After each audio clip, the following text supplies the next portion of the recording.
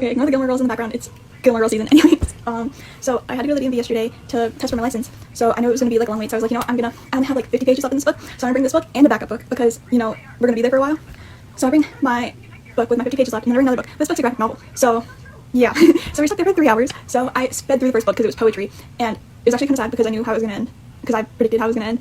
And that itself destroyed me. I was holding back tears in the DMV.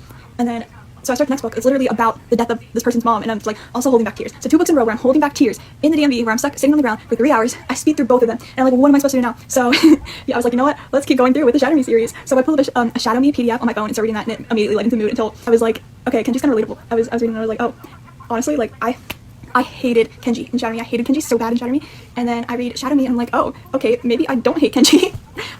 So yeah, I got like halfway through that. I'm probably gonna finish Shadow Me today, but yeah, and then I have a million books. Oh, and then I went to the library, return my library books and pick up new books because there's a bunch of books I want to like read right now, and they were closed, so we just had to drop them off, and now I have to actually read books that I own already. Oh yeah, I didn't even end up testing for my license because our registration was expired, but I will be testing next week, and I will be driving. But I'm gonna have to pick another books to bring to the DMV while I sit there all day. Yeah, Gilmore Girls has been the vibe all day, but yeah.